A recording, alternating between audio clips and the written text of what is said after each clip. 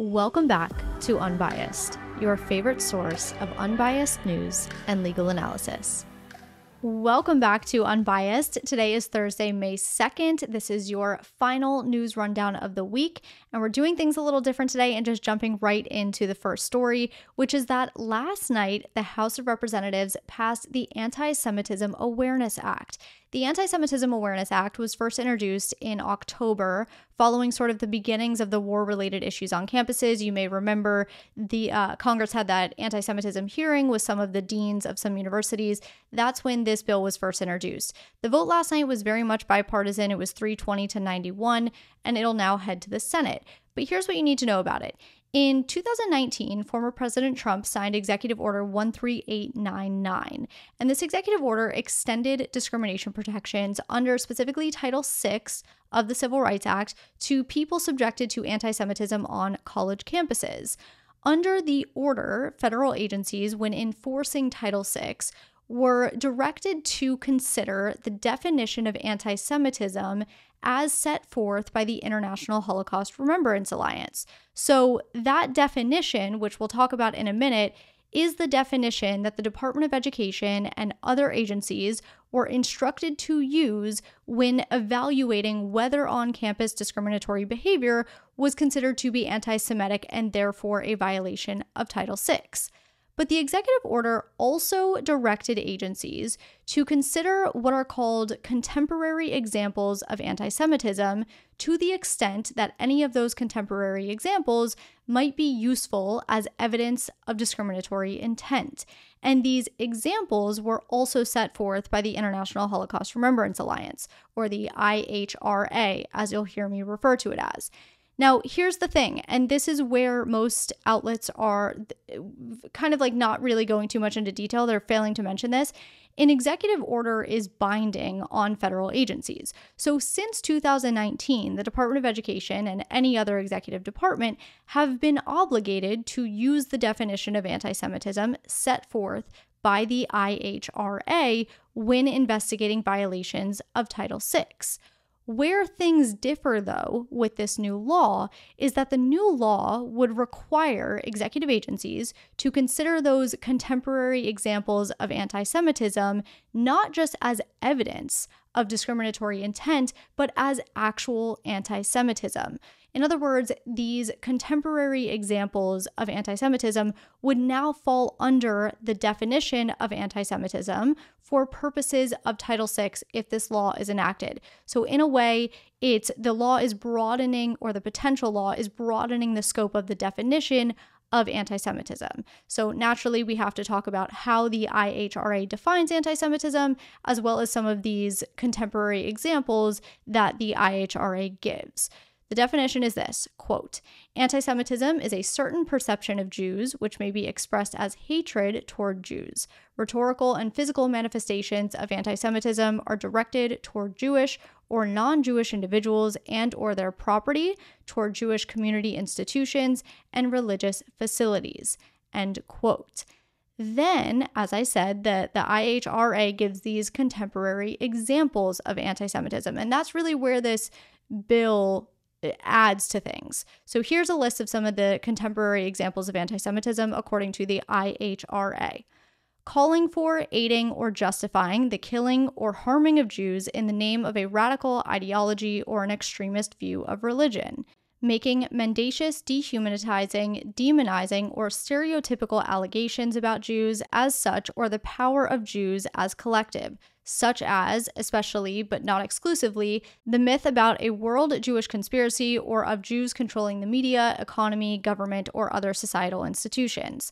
Accusing Jews as a people of being responsible for real or imagined wrongdoing committed by a single Jewish person or group, or even for acts committed by non-Jews. Applying double standards by requiring of it a behavior not expected or demanded of any other democratic nation, and holding Jews collectively responsible for actions of the State of Israel. And of course, that is not an exhaustive list of these contemporary examples. I do have them linked in the sources section of this episode, but that is the general idea. So again, under this Antisemitism Awareness Act that just passed the House, and if passed by the Senate and signed into law, what it changes is the fact that these examples that we just went over are now to be considered part of the definition of anti-Semitism rather than just mere evidence of discriminatory intent. To give you sort of a real world example, if someone at an on-campus protest were to say, let's say Jews control the media, and a Jewish person files a Title VI complaint, under Trump's executive order, the Department of Education would use that phrase, Jews control the media, as evidence of whether that person was intending to be discriminatory. Now, under the potential law, that phrase, Jews control the media, may automatically fall under the definition of anti-Semitism and therefore be a violation of Title VI. So hopefully that difference makes sense and sort of the change that would happen makes sense. Opponents of the law, such as the ACLU, say this bill is not necessary, given the fact that federal law already prohibits anti-Semitic discrimination by federally funded entities, and that all this law would do is, quote, chill free speech of students on college campuses by incorrectly equating criticism of the Israeli government with anti-Semitism, end quote. The lawmakers that oppose the bill say that this bill sweeps too broadly and that speech that is critical of Israel alone should not and does not constitute unlawful discrimination. So now you have a better idea of what the Antisemitism Awareness Act is. Let's now move on to a related topic, but switching gears a little bit, which is that you may or may not have heard that the Biden administration is considering bringing certain Palestinians from Gaza into the United States as refugees. But I want to talk about the story a little bit and distinguish between the facts and fiction just by talking about the facts as we currently know them and what we do know, because what we do know is really not a lot. What we know is that CBS News obtained internal government documents which allegedly show that in recent weeks, officials within the Biden administration across various agencies have been discussing the practicality of different options to resettle Palestinians from Gaza who have immediate family members that are either American citizens or permanent residents of the United States.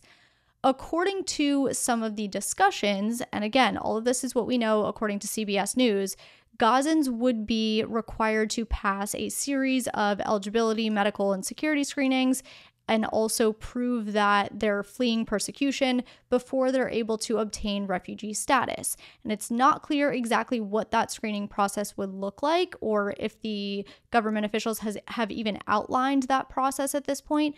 But refugee status, if granted, would come with certain benefits like permanent residency, housing assistance, and also a pathway to citizenship. According to CBS, one proposal outlined in the documents involved using the United States Refugee Admissions Program to welcome Palestinians with United States ties who have already managed to enter Egypt from Gaza. For those who have not yet made it out of Gaza, there was another option discussed which involved coordinating with Egypt to manage the departure of those individuals who do have American relatives and would be eligible for the program. According to the Department of State, the United States Refugee Admissions Program is, quote, for individuals with humanitarian protection needs who have left their country due to persecution on account of a protected ground, cannot safely return home, and require permanent resettlement to a third country because they are unable to remain in the country where they currently reside, end quote. The Immigration and Nationality Act, which defines refugee as an individual who is outside their country of nationality, or if no nationality, their last habitual residence, and who is unable or unwilling to return to and is unwilling or unable to avail themselves of the protection of that country because of persecution or a well-founded fear of persecution on account of their race, religion, nationality, membership in a particular social group, or political opinion. Now, President Biden has expressed his desire to just generally increase refugee settlements here in the United States as compared to administrations before him. not just the Trump administration, but other administrations as well. In fact, President Biden set the total admission ceiling for refugees for fiscal years 2022 through 2024 at 125,000 refugee admissions per year. So this was the highest target in decades. This particular refugee resettlement, though, would mark a departure from usual policy, given that the United States has only accepted less than 600 total Palestinian refugees in the last 10 years. Since the 1980s, the United States has resettled Palestinians on a very small scale. Those opposing the potential plans say it could pose a significant national security risk, while those that support the potential plan say that it's necessary for the safety and livelihoods of Gazan civilians that have been displaced due to the war and have nowhere to go. So now let's move on to a few quick hitters before we end with Not Everything is Bad, which is my good news segment that we all love. The first quick hitter being that the governor of Arizona is set to sign a bill that repeals a more than 100-year-old abortion ban after the state Supreme Court issued a ruling just a few weeks ago allowing the ban to be enforced. The issue there, and if you've listened to past episodes, you know this, but the issue there was that the ban was never officially repealed by Arizona's legislature, and consequently, when Roe v. Wade was overturned in 2022, pro-life advocates fought for enforcement of the ban, and they won, but following the state Supreme Court's ruling, the House then attempted twice to pass a bill that would repeal the ban, but they failed. Finally, on the third attempt, the bill did pass the House. The Senate then passed the bill last night, and it went to the governor's desk for signature. So when the governor signs it, because the governor will sign it, this means that the more recent 2022 15-week ban will take effect in the state. However, the residents of Arizona will be voting on a constitutional right to abortion up until the point of viability in November. In other news, Universal Music Group announced a new licensing deal with TikTok yesterday, which will allow songs for UMG artists to return to the app. Songs from UMG artists have been off the app for nearly 3 months because UMG was unable to reach a deal with TikTok, or TikTok was unable to reach a deal with UMG, and that whole ordeal was over artist compensation and the use of AI. So finally reached a deal, and those artist songs will now be available on the app again. The United States military announced today, after nearly a year of speculation, that it did in fact mistakenly kill a civilian in Syria after misidentifying him as a member of Al-Qaeda. Following the May 3rd, 2023 strike, the man's family insisted he was not a member of Al-Qaeda, but instead a farmer and father of 10. 8 weeks later, the United States launched an investigation after it was ordered by the United States Central Command. That investigation concluded in November, but the Central Command just released the findings today, almost exactly a year to the day. The report did not detail exactly what went wrong, saying that many of the facts remain classified, but did say that the investigation revealed several issues that could be improved. Another Boeing whistleblower, Joshua Dean, died earlier this week after suffering from breathing issues, which led to his hospitalization, where he then got pneumonia and then a bacterial infection. Dean's death comes just weeks after another Boeing whistleblower, John Barnett, was found dead in his car in Charleston, South Carolina, from an apparent self-inflicted gunshot wound. He was in Charleston being deposed about one of the Boeing factories. Now let's finish with Not Everything is Bad so we can end this week of, our news rundowns on a positive note. The good news story of the week is about a man who's been battling cancer for 8 years that just won the $1.3 billion Powerball jackpot. Chang Saifon, hopefully I'm pronouncing that right, but he goes by Charlie, immigrated to the United States in 1994. He attended high school here in the United States, graduated in 1996, and has lived in Portland for the last 30 years. 8 years ago, he was unfortunately diagnosed with cancer. He bought a ticket with one of his friends. Him and his wife went in on a ticket with a friend.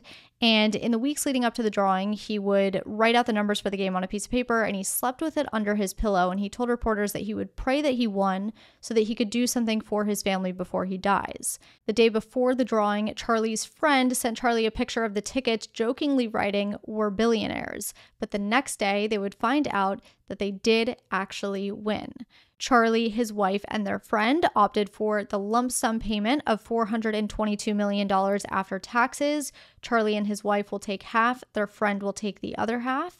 And after winning and coming forward and speaking with the press, he said that he'll now be able to provide for his family and his health and be able to find a good doctor for his cancer treatments. Talk about someone that is incredibly deserving of that money. That is what I have for you today. I hope you have a fantastic night and a fantastic weekend. I will be back with you on Monday.